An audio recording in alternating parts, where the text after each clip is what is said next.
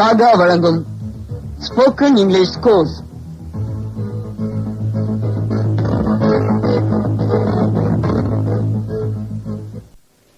A group of words that gives complete sense is called sentence. எந்த ஒரு வார்த்தைகளின் தொகுப்பு ஒரு முழுமையான அர்த்தத்தை தருகிறதோ அது வாக்கியம் எனப்படும். இங்கிலீஷ்ல மிகச்சிறிய வாக்கியம் அமைக்கணும்னா 2 வார்த்தைகள் வேணும் அப்படின்னு முதல்ல சொல்லியிருக்கேன். ஒன்னு நவுன், இன்னொன்னு verb. verbன்ற பாடம் நடத்தும் போது இதை முன்னாடி சொல்லியிருக்கேன். சரி, இப்போ சென்டென்ஸ்ல எத்தனை கைண்ட்ஸ் இருக்குன்னு பார்க்கலாம். கைண்ட்ஸ் ஆஃப் சென்டென்ஸ், வாக்கியத்தின் வகைகள். First, declarative sentence. இத பத்தி பார்க்கலாம். டிக்ளரேட்டிவ் சென்டென்ஸ்னா தமிழ்ல உறுதி வாக்கியம்னு அர்த்தம். என்ன கொடுத்திருக்கேன் பாருங்க. It helps to make statement or facts. அதாவது இந்த வாக்கியம் ஏதோ ஒரு விஷயத்தை சொல்றதுக்கு யூஸ் ஆகும், அவ்வளவுதான். எக்ஸாம்பிள் கவனிங்க. Everybody needs somebody. ஒவ்வொருவருக்கும் யாரோ ஒருவர் தேவைப்படுகிறார். I have to correct the papers. நான் விடைத்தாள்களை திருத்த வேண்டும். I never thought I wasted my time. நான் என் நேரத்தை வீணடித்ததாக ஒருபோதும் நினைத்ததில்லை. இது போல ஏதோ ஒரு உண்மையை சொல்ல இது யூஸ் ஆகும், அவ்வளவுதான். நாம நடைமுறையில பேசும்போது எழுதும்போது அதிகமா யூஸ் பண்ற வாக்கியம் என்னன்னா டிக்ளரேட்டிவ் சென்டென்ஸ் தான். இத பத்தி இந்த பாடத்தை முடிக்கும் போது இன்னும் சில விஷயங்கள் சொல்றேன். சரி, இந்த நோட்டை கவனிங்க. Note, this sentence always ends with a full stop. இந்த சென்டென்ஸ் முடியும் போது ஃபுல் ஸ்டாப் வரும். அடுத்த டைப்பை பாருங்க. Question sentence, கேள்வி வாக்கியம். It helps to make questions. இந்த சென்டென்ஸ் கேள்வி கேட்கறதுக்கு யூஸ் ஆகும். கொஸ்டின் மார்க்ல முடிஞ்சா அது கொஸ்டின் சென்டென்ஸ். எக்ஸாம்பிள்ஸ் பாருங்க. How did you learn English? English நீ எப்படி கற்றுக்கொண்டாய்? What are you going to do? நீ என்ன செய்ய போகிறாய்? Who is there without problem? பிரச்சனை இல்லாமல் யார் இருக்கிறார்கள்? Question sentence. அதாவது இது எல்லாமே என்ன கொஸ்டின் சென்டென்ஸ். இது போல கொஸ்டின் வேர்டை வச்சு கொஸ்டின் மார்க்ல முடியறது கொஸ்டின் சென்டென்ஸ் அப்படின்னு சொல்லலாம். சரி, செகண்ட் நோட் பாருங்க. Note, this sentence always ends with a question mark. இந்த கேள்வி வாக்கியம் எப்பவுமே கேள்விக்குள்ள முடியும். அடுத்த டைப்பை கவனிங்க. இம்பரேட்டிவ் சென்டென்ஸ், கட்டளை வாக்கியம். It helps to make orders or request. Order பண்றதுக்கு ரெக்வெஸ்ட் பண்றதுக்கு இந்த சென்டென்ஸ் யூஸ் ஆகும். அதனால இதை என்ன சொல்றோம், இம்பரேட்டிவ் சென்டென்ஸ் அப்படின்னு சொல்றோம். எக்ஸாம்பிள் பாருங்க. டோன்ட் ஷவுட், கத்தாதே. டோன்ட் டிஸ்டர்ப், தொந்தரவு செய்யாதே. ப்ளீஸ் ஹெல்ப் மீ, தயவு செய்து எனக்கு உதவி செய். Please think of life seriously, தயவு செய்து வாழ்க்கையை பற்றி தீவிரமாக யோசி. இது போல ப்ளீஸ் கலந்து வாக்கியம் வந்தா அது ரெக்வெஸ்டா வரும். அதே டோன்ட்லியோ அல்லது ப்ளீஸ் இல்லாமையோ வாக்கியம் வந்தா அதை ஆர்டர்னு எடுத்துக்கலாம். ஒரு முக்கியமான விஷயம், பொதுவாவே இந்த இம்பரேட்டிவ் சென்டென்ஸ் சப்ஜெக்ட் இல்லாம வரும். சப்ஜெக்ட் இருக்கு, வெளியே தெரியாது, பட் சென்டென்ஸ்ல மறைஞ்சு வரும். இதுக்கு சில எக்ஸாம்பிள்ஸ் பார்த்தா புரியும். தேங்க்யூன்ற வாக்கியத்துல சப்ஜெக்ட் இல்லைன்னு நினைச்சுக்க முடியாது. அதாவது தேங்க்ன்ற வேர்புக்கு முன்னால சப்ஜெக்ட் இல்லைன்னு எடுத்துக்க முடியாது. சப்ஜெக்ட் இருக்கு. இந்த வாக்கியத்தை முழுசா சொன்னா ஐ தேங்க் யூன்னு சொல்லணும். இங்க ஐ தான் சப்ஜெக்ட். அதே போல சாரின்னு சொல்லும் பொழுது இது ஆக்சுவலா ஐ எம் சாரின்னு சொல்லணும். இங்க ஐ சப்ஜெக்ட். இத பாருங்க. எக்ஸ்கியூஸ் மீ, இந்த சென்டென்ஸ்ல யூ தான் சப்ஜெக்ட். அதாவது யூ எக்ஸ்கியூஸ் மீ இப்படிதான் வரணும். பட் சொல்லும் பொழுது இந்த யூ இல்லாமையும் சொல்லலாம். பொதுவாக யாரும் சொல்ல மாட்டாங்க. Stand up on the bench, அதாவது you stand up on the bench அப்படின்னு அர்த்தம். இந்த இடங்கள்ல சப்ஜெக்ட் போகணுன்ற அவசியம் கிடையாது. Subject understood. சரி, இதுக்கு மேல இதுல சொல்றதுக்கு எதுவும் இல்ல. அடுத்து நீங்க பார்க்க போறது லாஸ்ட் டைப், எக்ஸ்கிளமேட்டரி சென்டென்ஸ், அதாவது வியப்பு வாக்கியம். It helps to express some sudden feelings or emotions. எந்த வாக்கியம் உணர்ச்சிகளை வெளிப்படுத்த உதவுகிறதோ அது வியப்பு வாக்கியம். இதுக்கு சில எக்ஸாம்பிள்ஸ் பாருங்க. What a lovely park it is. என்ன ஒரு அருமையான பூங்கா இது. இங்க பார்க் ரொம்ப அழகா இருக்கிறத ஆச்சரியமா சொல்றதுனால எக்ஸ்கிளமேட்டரி சென்டென்ஸ் யூஸ் பண்றோம். இன்னொரு எக்ஸாம்பிள் பாருங்க. how honest you are. நீ எவ்வளவு நேர்மையா இருக்க. இங்க நீங்க ரொம்ப நேர்மையா இருக்கிறத நான் வியப்பா சொல்றதால இந்த சென்டென்ஸ் யூஸ் பண்றேன். இது போல ஆச்சரியத்தை உணர்த்த வார்த்தை எல்லாமே, ஆச்சரியத்தை உணர்த்துற வாக்கியம் எல்லாமே இந்த இடத்துல வரும். சரி, நோட்டை கவனிங்க. Note 3, this sentence has to end with exclamatory mark. அதாவது இந்த வாக்கியம் முடியும் போது ஆச்சரியக்குறியில் முடிய வேண்டும். என்ன புரியுதா? ஓகே. இப்போ டைப்ஸ் ஆஃப் சென்டென்ஸ பத்தி இன்னும் சில விஷயங்கள் சொல்ல வேண்டியிருக்கு, கவனிங்க. நாம இங்கிலீஷ்ல பேசுறதுக்கு எழுதுறதுக்கு அதிகமா யூஸ் பண்ற சென்டென்ஸ் என்னன்னா டிக்ளரேட்டிவ் சென்டென்ஸ் தான். ஏன்னா பொதுவாவே நாம டே டு டே லைஃப்ல கேள்வி கேட்கறது, கட்டளை இடுறது, ஆச்சரியப்படுறது எல்லாமே ரேர். எப்பாவது ஒரு சில வேலைகள்ல தான், மத்த எல்லா நேரங்கள்லயும் டிக்ளரேட்டிவ் சென்டென்ஸ் தான் நம்ம அதிகமா யூஸ் பண்ணுவோம். எல்லா லாங்குவேஜ்லயும் இப்படிதான், இங்கிலீஷும் கிடையாது, எல்லா லாங்குவேஜ்லயும் இப்படிதான். என்ன புரியுதா? ஓகே. இதுக்கு மேல இந்த பாடத்துல நடத்த எதுவும் விஷயம் இல்ல. சோ அடுத்த பாடம் போலாம். புக்க பாருங்க. பாடம் பேர் என்ன? இடியம்ஸ். இடியம்னா தமிழ்ல மரபு சொல்னு அர்த்தம். தமிழ்லயும் நாம இந்த இடியம்ஸ பேசும்போது அடிக்கடி யூஸ் பண்ணுவோம். சரி, இப்போ இடியம்னா என்னன்னு சொல்றேன், கவனிங்க. தமிழ்ல பேசும்போது சில நேரங்கள்ல நாம சொல்ற விஷயத்த சொல்ல வேண்டிய நேரடியான வார்த்தைகளை யூஸ் பண்ணாம வேறு சில வார்த்தைகளை யூஸ் பண்ணி இன்டைரக்டா சொல்வோம். இது போல இங்கிலீஷும் சொல்லுவாங்க. அது போல யூஸ் பண்ற வார்த்தைகளை தான் இடியம்ஸ் சொல்வோம். எக்ஸாம்பிள்ஸ் கவனிச்சா ஈஸியா புரியும். அவன் எனக்கு பெருசா நாமம் போட்டான். இது போல பேசுறத கேள்விப்பட்டிருப்பீங்க. இங்க என்ன பண்றோம்? அவன் என்ன ஏமாத்திட்டான்னு சொல்ல வேண்டியத நாமம் போட்டுட்டான்னு சொல்றோம். இதான் மரபு சொல் அல்லது இடியம். நாமம் போட்டான்னு சொல்லும் பொழுது அதனுடைய நேரடியான அர்த்தத்துக்கு நீங்க போக மாட்டீங்க. அதே போலதான் இங்கிலீஷ்லயும் இது போல இடியம்ஸ் வரும்போது டைரக்ட் மீனிங் எடுத்துக்க கூடாது. தமிழ்லயே இன்னும் சில எக்ஸாம்பிள் சொல்றேன், கவனிங்க. அவன் உங்களை நல்லா காக்கா பிடிக்கிறான். அவன் உங்களுக்கு நல்லா ஐஸ் வைக்கிறான். இப்படி யாராவது பேசும்போது என்ன புரிஞ்சுப்பீங்க? அவன் உங்களை பொய்யா புகழறான் அப்படின்னு அர்த்தம் எடுத்துப்பீங்க இல்லையா? அவன் நல்லா ஜால்ரா அடிக்கிறான். ஜால்ரா அடிக்கிறான்னா என்ன அர்த்தம்? ஜால்ரா அடிக்கிறான் இல்ல, சொல்றதுக்கெல்லாம் ஆமாம் போடுறான் அப்படின்னு அர்த்தம். எனக்கே காது குத்துறியா? இதுக்கு என்ன அர்த்தம்? என்னையே ஏமாத்துறியா அப்படின்னு அர்த்தம். இத இன்னொரு மாதிரி கூட சொல்லுவாங்க. கரண்ட்டுக்கே ஷாக்கா, திருப்பதிக்கே லட்டா, திருநெல்வேலிக்கே அல்வாவா, பழனிக்கே பஞ்சாமிரதமா, அண்ணாமலைக்கே பாலா. இது எல்லாமே என்ன அர்த்தம்னா என்னையே ஏமாத்துறியா அப்படின்னு அர்த்தம். இப்போ இடியம்ஸ்னா என்னன்னு ஒரு ஐடியா கிடைச்சிருக்கும். மேல சொன்ன எல்லா இடங்கள்லயும் நேரடியான அர்த்தத்தை எடுத்துக்காம அதுக்கு என்ன சரியான அர்த்தமோ அதை நீங்க எடுத்துப்பீங்க. அதே போல இங்கிலீஷ்லயும் அப்படிதான். இடியம்ஸ் அப்படின்னு சொன்னா டைரக்ட் மீனிங் எடுத்துக்கூடாது. அதுக்குன்னு ஒரு உள்ள அர்த்தம் இருக்கும். அது என்னன்னு சொல்லிட்டு இப்ப எக்ஸாம்பிள் சொல்லும்போது உங்களுக்கு புரியும். எப்படி தமிழ்ல நாம இது போல இடியம்ஸ் யூஸ் பண்ணி பேசுறோமோ அதே போல இங்கிலீஷ்லயும் பேச முடியும். இப்போ அதை பத்தி தான் பார்க்க போறோம். சரி, இப்போ நடைமுறையில நாம யூஸ் பண்ற ஒரு சில இடியம்ஸ் பத்தி பார்க்கலாம். சரியா? சரி, புக்ல கொடுத்திருக்க எக்ஸாம்பிள்ஸ பாருங்க. First one, break down. பிராக்கெட்ல என்ன கொடுத்திருக்கேன்? Fail to work. பிரேக் டவுன்னா வேலை செய்யலன்னு அர்த்தம். என்ன மீனிங்? வேலை செய்யலன்னு அர்த்தம். எக்ஸாம்பிள் பாருங்க. when we were going to Madurai, our bus broke down on the way. நாங்க மதுரைக்கு போய்கிட்டு பொழுது எங்க பஸ் வழியில நின்னுடுச்சு அப்படின்னு அர்த்தம். பிரேக் டவுன் இந்த ரெண்டு வார்த்தைக்கும் டைரக்ட் மீனிங் எடுத்துக்க கூடாது. எடுத்துக்கிட்டா பிரேக்னா உடை, டவுன்னா கீழே, கீழே ஏதோ உடைஞ்சிடுது அப்படின்னு அர்த்தம் கிடைக்கும். பிரேக் டவுன் இந்த ரெண்டு வார்த்தையும் சேர்த்து ஒரே மீனிங், அதாவது வேலை செய்யல அப்படின்னு அர்த்தம். டிக்ஷனரியில மீனிங் பாக்குற போது ரெண்டையும் சேர்த்துதான் மீனிங் பார்க்கணும். தனித்தனியா பிரிச்சு மீனிங் பாத்தீங்கன்னா அர்த்தம் கிடைக்காது. தமிழ்ல டைரக்ட் மீனிங் எப்படி எடுத்துக்க மாட்டீங்களோ அதே போலதான் இங்கிலீஷ்லயும். இன்னொரு விஷயம், பிரேக் டவுன்ற இடியம்ஸ்ல பிரேக்ன்ற முதல் வார்த்தை என்ன? வெர்ப். இது போல இடியம்ஸ்ல வெர்பும் கலந்து வரும். இந்த வெர்புக்கு 5 ஃபார்ம்ஸ் உண்டு. முதல் பார்த்தா போலயே இந்த வெர்புக்கு 5 ஃபார்ம்ஸ் உண்டு. 12 டென்சஸ்லயும் எந்த டென்ஸ்ல வேணாலும் யூஸ் பண்ணிக்கலாம். எக்ஸாம்பிள், broke down கொடுத்திருக்கேன். இந்த எக்ஸாம்பிள் என்ன கொடுத்திருக்கேன்? broke down. broke என்ன? past tense. நீங்க பிரசன்ட்ல யூஸ் பண்ணலாம், ஃபியூச்சர்ல யூஸ் பண்ணலாம், பாஸ்ட்லயும் யூஸ் பண்ணலாம், எதுல வேணாலும் யூஸ் பண்ணலாம். என்ன சொல்ற பாயிண்ட்ஸ் எல்லாம் புரியுதா? சரி, இப்போ அடுத்த எக்ஸாம்பிள் பாருங்க. bring up என்ன மீனிங்? ரியர். bring upனா வளர்ப்பது, குறிப்பா குழந்தைங்களை வளர்க்கறது அப்படின்னு சொல்லுவாங்க. I was brought up here.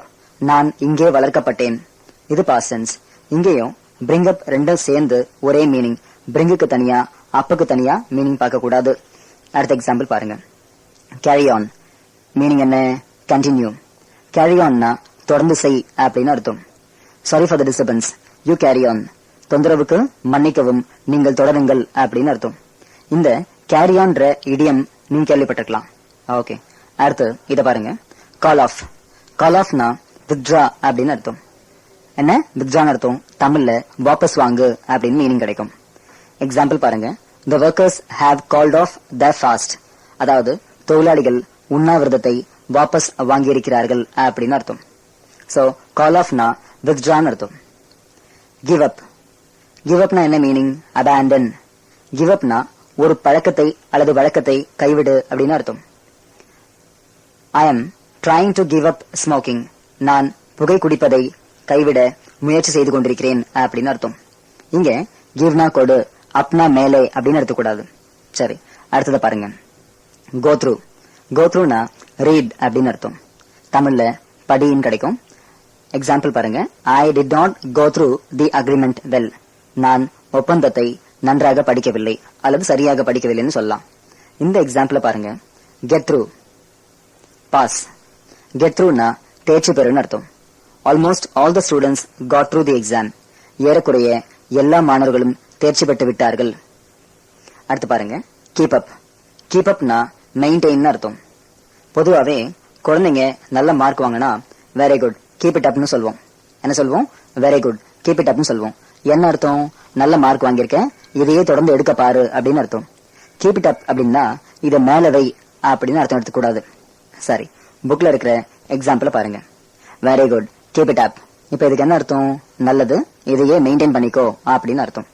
அடுத்து லுக் ஃபார், மீனிங் என்ன? சர்ச். லுக் ஃபார்னா தேடுன்னு அர்த்தம்.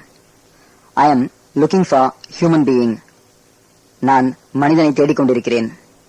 இன்னொன்னு பாருங்க, புட் ஆன், என்ன மீனிங்? வேர் அப்படின்னு அர்த்தம், அதாவது அணிந்து கொள் அப்படின்னு அர்த்தம்.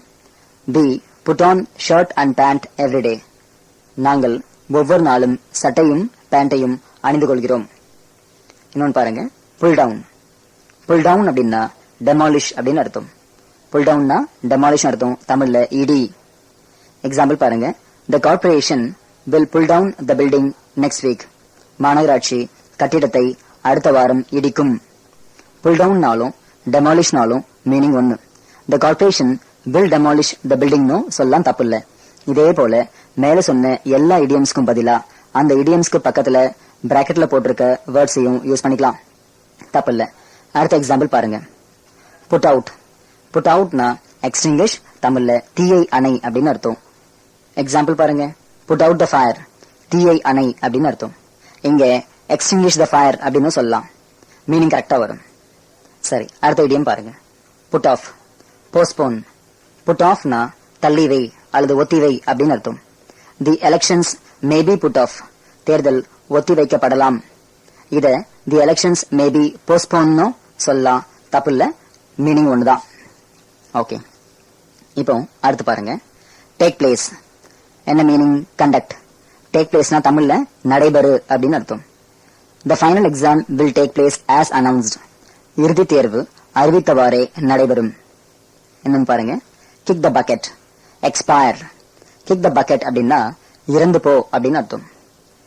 எக்ஸாம்பிள் பாருங்க, my great grandfather kick the bucket, என்னுடைய கொள்ளு தாத்தா இறந்து விட்டார் அப்படின்னு அர்த்தம். கிக் த பக்கெட் அப்படின்னா பக்கெட்டை உத அப்படின்னு அர்த்தம் கிடையாது, இறந்து போ அப்படின்னு அர்த்தம். கிக் த பக்கெட் இடத்துல எக்ஸ்பயர்ன்ற வார்த்தை போட்டாலும் தப்பு இல்ல, கரெக்டா மீனிங் வரும். சரி, இடியம் யூஸ் பண்ணும்போது எல்லாரும் யூஸ் பண்ற இடியம்ஸை யூஸ் பண்ணணும். கொஞ்சம் அட்வான்ஸா போனா நாம சொல்ல நினைக்கிற விஷயம் பிறருக்கு போய் சேராது. இது போல இடியம்ஸை யூஸ் பண்ணி எத்தனை எக்ஸாம்பிள்ஸ் வேணாலும் கொடுத்துட்டே போலாம். நியூஸ் பேப்பர்ல, மேகசின்ல, புக்ல, இது போல பல இடங்கள்ல, இந்த இடங்கள்லாம் பாத்தீங்கன்னா பல இடங்கள்ல இடியம்ஸ் யூஸ் பண்ணி இருப்பாங்க. என்ன ஒண்ணு, நீங்க மீனிங் பார்க்கும்போது தனித்தனியா பார்க்காம எப்படி பார்க்கணுமோ அப்படி பார்க்கணும். இத பத்தி நான் முதல்ல சொல்லியிருக்கேன். ஓகே, இன்னைய கிளாஸ்ல ஃபர்ஸ்ட் சென்டென்ஸை பாட பார்த்தோம். சென்டென்ஸ்ல 4 டைப்ஸ் இருக்கு. Declarative sentence, question sentence, imperative sentence, exclamative sentence, இதெல்லாம் பாத்தீங்க. அடுத்து கடைசியா இப்போ இடியம்ஸ்ன்ற பாடம் பாத்தீங்க. நல்லா புரிஞ்சிருக்கும்னு நினைக்கிறேன். இதுக்கு மேல இன்னைக்கு நடத்த நேரம் இல்ல. சோ இதோட இன்னைக்கு கிளாஸை முடிக்கலாம். நான் எக்ஸசைஸ்ல என்ன செய்ய சொல்லிருக்கணும் அதெல்லாம் செஞ்சு பாருங்க. சோ இதோட கிளாஸை முடிக்கலாம். தேங்க்யூ. இன்னும் நிறைய தெரிஞ்சுக்கணும்னா என்னுடைய வீடியோ சிடியை வாங்கி பாருங்க, ரொம்ப யூஸ்ஃபுல்லா இருக்கும். இந்த சிடிஸ் இல்லாம நீங்க என்கிட்ட நேரடியாகவும் கத்துக்கலாம், ஆன்லைன்ல அதாவது ஸ்கைப் மூலமாகவும் கத்துக்கலாம், அல்லது மொபைல் வழியாகவும் கத்துக்கலாம். டீடைல்ஸ் வேணும்னா என்னுடைய மொபைல் நம்பருக்கு கால் பண்ணுங்க 94 442620000 அல்லது லேண்ட்லைன் நம்பர் 24333325க்கு கால் பண்ணுங்கள். நம்ம வெப்சைட் வந்து www.sagaenglish.in. அட்ரஸ் வந்து 568 அண்ணா சாலை, தேனாம்பேட்டை, சென்னை 18.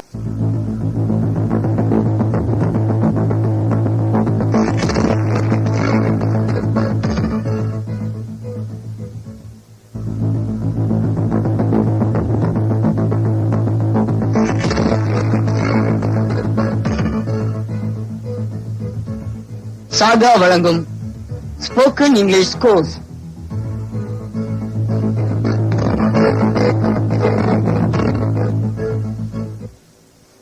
மார்னிங், எப்படி இருக்கீங்க? நல்லா இருக்கீங்களா? சரி, நம்ம இன்னைக்கு கிளாஸ்ல பார்க்க போற new lesson direct and indirect speech. நேத்து என்ன பார்த்தோம்? இடியம்ஸ் பார்த்தோம். படிச்சிருப்பீங்கன்னு நினைக்கிறேன். சரி, இப்ப பார்க்க போறது direct speech and indirect speech. நேர்கூற்று, அயர்கூற்று. உங்களுக்கு டைரக்ட் ஸ்பீச், இன்டைரக்ட் ஸ்பீச் ஏற்கனவே ஸ்கூல்ல டீச் பண்ணிருப்பாங்க. இருந்தாலும் இப்ப கவனிங்க. டைரக்ட் ஸ்பீச்னா ஒருத்தர் சொன்ன நேரடியான வார்த்தைகள். அவர் சொன்ன நேரடியான வார்த்தைகளை இன்னொருத்தர்கிட்ட சொல்றதுதான் இன்டைரக்ட் ஸ்பீச்.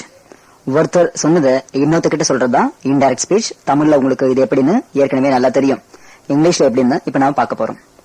இப்போ டைரக்ட்ல இருந்து இன்டைரக்ட் ஸ்பீச் மாத்துறதுக்கு என்னென்ன சேஞ்சஸ் செய்யணும்னு பார்க்க போறீங்க. புக்க பாருங்க. While changing direct speech into indirect speech, we do the following changes. அதாவது ஒரு வாக்கியத்தை டைரக்ட் ஸ்பீச்ல இருந்து இன்டைரக்ட் ஸ்பீச்சுக்கு மாத்துறதுக்கு நம்ம கீழே கொடுத்துள்ள பாயிண்ட்ஸை ஃபாலோ பண்ணணும். இப்போ அந்த சேஞ்சஸ்லாம் என்னன்னு சொல்றேன், கவனிங்க.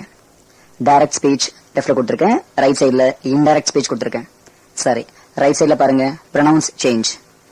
அதாவது டைரக்ட்ல இருந்து இன்டைரக்டுக்கு மாறும்போது ப்ரொனவுன்ஸ் சேஞ்ச் ஆகும். அடுத்து டென்சஸ் சேஞ்ச். டைரக்ட்ல இருந்து இன்டைரக்ட் மாறும்போது டென்சஸ் சேஞ்ச் ஆகும். Punctuations are removed. பங்க்சுவேஷன்ஸை ரிமூவ் பண்ணணும். அதாவது comma, question mark, inverted comma, exclamatory mark இதெல்லாம் இன்டைரக்ட்ல ரிமூவ் பண்ணணும். That is introduced. ரெண்டு சென்டென்ஸை ஜாயின் பண்ணும்போது தட்ன்ற வார்த்தையை இன்டைரக்ட்ல இன்ட்ரோடியூஸ் பண்ணணும். அடுத்து பாருங்க, டுடே த டேவா மாறும். Yesterday the day before or the previous டேன்னு மாறும். Tomorrow the day after or the next day மாறும். this that ஆகும், these those ஆகும், here there ஆகும், now then ஆகும், so thus ஆகும், ago before ஆகும். இது போல டைரக்ட்ல இருந்து இன்டைரக்ட் மாத்தும்போது மேல பார்த்த சேஞ்சஸ் எல்லாம் வரும். இத எப்பவும் மறக்க கூடாது. ஓகே, இப்ப புக்க பாருங்க. என்ன கொடுத்திருக்கேன்? if the main verb in direct speech is past tense, then the tenses change as given below. இது ரொம்ப முக்கியமான பாயிண்ட். சோ நல்லா கவனிக்கணும். பொதுவாவே டைரக்ட் ஸ்பீச்ல ரெண்டு சென்டென்ஸ் இருக்கும். ஒரு சென்டென்ஸ் இன்வெர்டட் கமாக்குள்ள இருக்கும், இன்னொன்னு இன்வெர்டட் கமாக்கு வெளியே இருக்கும். எப்பவும் இன்வெர்டட் கமாக்கு உள்ள இருக்கிறது தான் நாம இன்டைரக்ட் ஸ்பீச்சுக்கு மாத்துவோம். அப்படி மாத்தும் போது தான் மேல பார்த்த சேஞ்சஸ் வரும். இன்வெர்டட் கமாக்கு வெளியே இருக்கிற சென்டென்ஸ் பாசன்ஸ்ல இருந்தா, அதாவது செட் இருந்தா, இன்வெர்டட் கமாக்கு உள்ள இருக்கிற டைரக்ட் ஸ்பீச்சை இன்டைரக்ட் மாத்துறதுக்கு தனி ரூல்ஸ். அதே பாசன்ஸ் இல்லாம, அதாவது செட் இல்லாம சேஸோ வில் சேவோ இருந்தா, அதான் பிரசன்ட் டென்ஸ்லயோ அல்லது ஃபியூச்சர் டென்ஸ்லயோ இருந்தா டைரக்ட் ஸ்பீச்சை இன்டைரக்டுக்கு மாத்ததுக்கு தனி ரூல்ஸ் இருக்கு. பட் மோஸ்ட்லி வெளியே பாசன்ஸ் தான் இருக்கும். அதாவது செட் தான் வரும். இந்த சேஸ் வரதும் வில் சேவ் ஆகும் எப்பாவது ஒரு முறை வரும், ரொம்ப ரேர். காரணம் என்னன்னா, ஒருத்தர் சொன்னதை தான் நாம வெளியே போய் சொல்ல முடியும். ஒருத்தர் சொல்றதையோ அல்லது சொல்ல போறதையோ நாம வெளியே சொல்றது ரொம்ப ரேர். அதனால செட் தான் பல இடங்கள்ல வரும், அதெல்லாம் பார்க்க முடியும். அதுக்குதான் ரூல்ஸும் அதிகம். சரி, புக்ல கொடுத்திருக்க எக்ஸாம்பிள்ஸ் பாருங்க. Indira Gandhi set I sleep for 4 hours a day. இங்க ரெண்டு சென்டென்ஸ் இருக்கு. இந்திரா காந்தி செட், இந்திரா காந்தி கூறினார், இது ஒரு வாக்கியம். I sleep for 4 hours a day. நான் ஒரு நாளைக்கு 4 மணி நேரம் தூங்குகிறேன், இது ஒரு சென்டென்ஸ். இதுல இன்வெர்டட் கமாக்கு வெளியே இருக்கிற சென்டென்ஸ் பாசன்ஸ்ல இருக்கு. பாருங்க, செட் இருக்கு. செட் என்ன டென்ஸ்? சிம்பிள் பாசன்ஸ். சோ இது போல செட் இருந்தா டைரக்ட் ஸ்பீச்சை இன்டைரக்டுக்கு மாத்துறதுக்கு என்னென்ன ரூல்ஸ் அப்படின்றத பார்க்கலாம். முதல்ல டிக்ளரேட்டிவ் சென்டென்ஸை எப்படி இன்டைரக்டுக்கு மாத்துறது அப்படின்னு பார்க்கலாம். புக்க பாருங்க. முதல்ல பிரசன்ட் டென்ஸ் பார்த்துடலாம். Present tense. இதுல கவனிங்க, சிம்பிள் பிரசன்ட் எப்படி மாறுதுன்னு பாருங்க. Simple present becomes simple past. Simple present simple பாஸ்டா மாறும். அதாவது டைரக்ட் ஸ்பீச்ல ஃபர்ஸ்ட் ஃபார்ம் செகண்ட் ஃபார்ம் இருந்தா இன்டைரக்ட்ல ஃபோர்த் ஃபார்மா மாறும். சரி, எக்ஸாம்பிள் பாருங்க. Sita said to Rama I want that deer. இதுல சீதா said to ராமா ஒரு sentence, I want that deer இது இன்னொரு சென்டென்ஸ். நாம இன்வெர்டக்கமாக்கு உள்ள என்ன வாக்கியம் இருக்கோ அதான் இன்டைரக்டுக்கு மாத்தணும். சரி, எப்படி மாத்திருக்கோம் பாருங்க. Sita told Rama that she wanted that deer. தமிழ்ல சீதா தனக்கு அந்த மான் வேண்டும் என்று ராமாவிடம் கூறினாள். டைரக்ட் ஸ்பீச் எப்படி இன்டைரக்டுக்கு மாறி இருக்குன்னு ஒவ்வொன்னா சொல்றேன், கவனிங்க. செட் டு டோல்டா மாறி இருக்கு. செட் இருந்தாலும் டோல்டா மாறும். ஏன் செட் டோல்டா மாறுதுன்னு நான் இன்னொரு கிளாஸ்ல டீச் பண்ணுவேன். இப்போ செட் டு டோல்டா மாறும், அது தெரிஞ்சுங்க, அது போதும். அடுத்து பாருங்க, தட்ன்ற வார்த்தையை போட்டிருக்கேன். தட்னா என்றுன்னு அர்த்தம். தட் எங்க பாத்தீங்க? கன்ஜங்ஷன்ல பாத்தீங்க. கன்ஜங்ஷனுடைய வேலை என்ன? ரெண்டு வாக்கியத்தை ஒன்னா இணைக்கும் அல்லது ரெண்டு வார்த்தையை ஒன்னா இணைக்கும். இங்க ரெண்டு சென்டென்ஸ ஒன்னா ஜாயின் பண்றதுக்காக தட் போட்டிருக்கோம். அடுத்து ஐ ஷியா மாறி இருக்கு. சொன்னது சீதா பெண், அதனால ஐ ஷியா மாறி இருக்கு. சொன்னது ஆனா இருந்தா ஐ ஹியா மாறி இருக்கும். நான் முதல்லயே அந்த டேபிள்ல என்ன சொன்னேன்? ப்ரொனவுன்ஸ் மாறும் சொன்னேன், அதான் ஐ ஷியா மாறி இருக்கு. இந்த ஐ வாண்ட் தட் டீர் என்ற சென்டென்ஸ் என்ன டென்ஸ்ல இருக்கு? சிம்பிள் பிரசன்ட் டென்ஸ்ல இருக்கு. சிம்பிள் பிரசன்ட் என்னவா மாறும்? சிம்பிள் பாஸ்டா மாறும். அதனால வாண்ட் இன்டைரக்ட்ல வாண்டட்னு மாறி இருக்கு. பங்க்சுவேஷன்ஸ் ஆர் ரிமூவ்னு சொன்னோம் இல்லையா? அதனால நிறுத்தல் குறியீடெல்லாம் இன்டைரக்ட்ல ரிமூவ் பண்ணிட்டோம். அடுத்து மத்தது எல்லாம் மாறாது. மொத்தமா எப்படி வரும்னா, Sita told Rama that she wanted that deer அப்படின்னு வரும். தமிழ்ல முதல்ல சொன்ன சீதா தனக்கு அந்த மான் வேண்டும் என்று ராமாவிடம் கூறினாள். அடுத்து இந்த எக்ஸாம்பிள் பாருங்க. Nagesh said I do not like egg. இத இன்டைரக்டுக்கு மாத்தும் போது Nagesh told that he did not like egg. Nagesh தனக்கு முட்டை பிடிக்காது என்று கூறினார். said told மாறி இருக்கு. தட்ன்ற கன்ஜங்ஷனை ரெண்டு சென்டென்ஸ் ஜாயின் பண்றதுக்கு யூஸ் பண்ணிருக்கோம். ஐ ஹியா மாறி இருக்கு. ஐ டோன்ட் லைக் எக்ன்ற சென்டென்ஸ் எனி டென்ஸ்ல இருக்கு? சிம்பிள் பிரசன்ட்ல இருக்கு. சிம்பிள் பிரசன்ட் என்னவா மாறணும்? சிம்பிள் பாஸ்டுக்கு மாறணும், மாறி இருக்கு. டு நாட் என்ன ஆகும்? அப்போ டிட் நாட்டா மாறும். அதனால என்ன பண்றேன்? டு நாட் டிட் நாட்டுக்கு மாத்திருக்கேன். அடுத்து வேற எதுவும் மாறாது. என்ன புரியுதா? அடுத்த டென்ஸ் பாருங்க. present continuous becomes past continuous. present continuous past continuous மாறும். அதாவது டைரக்ட் ஸ்பீச்ல am is இருந்தா இன்டைரக்ட்ல வாசா மாறும், are இருந்தா வேற மாறும். எக்ஸாம்பிள் பாருங்க. a fox said to a crow you are singing sweetly. இந்த sentence இன்டைரக்ட்ல a fox told a crow that it was singing sweetly. தமிழ்ல ஒரு நரி காக்கையிடம் அது இனிமையாக பாடிக்கொண்டிருப்பதாக கூறியது. கவனிங்க, said to told மாறி இருக்கு. தட்ட ரெண்டு சென்டென்ஸை ஜாயின் பண்றதுக்கு போட்டிருக்கோம்.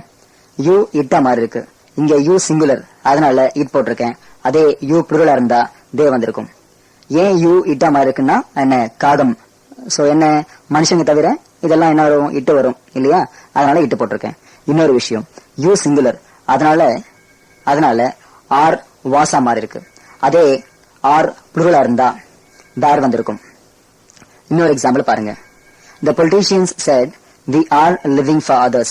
Indirectly, the politicians told that they were living for others. அரசியல்வாதிகள் தாங்கள் மற்றவர்களுக்காக வாழ்ந்து கொண்டிருக்கிறோம் என்று கூறினார்கள். said to told மாறி இருக்கு. ரெண்டு சென்டென்ஸ்க்கு இடையில தட் வந்திருக்கு. தி தேவா மாறி இருக்கு. ஆர் வேரா மாறி இருக்கு. அவ்வளவுதான். இது போலதான் டைரக்ட் ஸ்பீச்சை இன்டைரக்டுக்கு மாத்தணும். அடுத்த உள்ள பாருங்க. present perfect tense becomes past perfect tense. present perfect past perfect மாறும். அதாவது டைரக்ட்ல have அல்லது has இருந்தா had மாறும். சரி, எக்ஸாம்பிள் பாருங்க. V.K. Ramasamy said to Rajni I have bought a present for you. இது இன்டைரக்ட்ல V.K. Ramasamy told Rajni that he had bought a present for him. V.K. Ramasamy தான் ரஜினிக்காக ஒரு பரிசு வாங்கி இருப்பதாக ரஜினியிடம் கூறினார். said to told மாறி இருக்கு. I he மாறி இருக்கு. have had மாறி இருக்கு. you him மாறி இருக்கு. அவ்வளவுதான். நல்லா புரிஞ்சுக்கிட்டு இன்டைரக்ட்ல மாத்தணும். அடுத்த எக்ஸாம்பிள் பாருங்க. Kajol said my mother has seen almost all the places in India. இத indirect speechல Kajol told that her mother had seen almost all the places in India. தமிழ்ல கஜோல் தன்னுடைய அம்மா இந்தியாவில் ஏறக்குறைய எல்லா இடங்களையும் பார்த்திருப்பதாக சொன்னார். செட் டோல்டா மாறி இருக்கு. தட் போட்டிருக்கேன். ஹேஸ் ஹேடா மாறி இருக்கு. ப்ரொனவுன்ஸ் மாறி இருக்கு. மை மதர் என்னுடைய அம்மான்றது ஹர் மதர் தன்னுடைய அம்மா அப்படின்னு மாறும், அல்லது அவளுடைய அம்மான்னு மாறும். அவ்வளவுதான். என்ன புரியுதா? இப்போ அடுத்து பார்க்க போறது present perfect continuous என்னவா மாறுதுன்னு பார்க்கலாம். present perfect continuous becomes past perfect continuous. என்ன ஆகும்? அதாவது present perfect continuous past perfect continuous மாறும். have been இருந்தாலும் has been இருந்தாலும் have been மாறும். ஓகே, எக்ஸாம்பிள் பாருங்க. சாந்தி said to Selvi, I have been waiting for you for an hour. இது indirectly Shanti told Selvi that she had been waiting for her for an hour. சாந்தி செல்வியிடம் தான் அவளுக்காக ஒரு மணி நேரமாக காத்துக்கொண்டே இருப்பதாக கூறினாள். செட் டோல்டா மாறி இருக்கு. தட் போட்டிருக்கேன். had been மாறி இருக்கு. I she மாறி இருக்கு. you her மாறி இருக்கு. அவ்வளவுதான். ஓகே, அடுத்த எக்ஸாம்பிள் பாருங்க. The minister said to Azhar, everyone in the team has been playing for India. இது indirectly the minister told Azhar that everyone in the team had been playing for India. மந்திரி அசாரிடம் அணியில் உள்ள ஒவ்வொருவரும் இந்தியாவிற்காக விளையாடி கொண்டே இருப்பதாக கூறினார். இங்க செட் டு டோல்டா மாறி இருக்கு. தட் போட்டிருக்கேன். has been had been மாறி இருக்கு. அவ்வளவுதான். என்ன புரியுதா?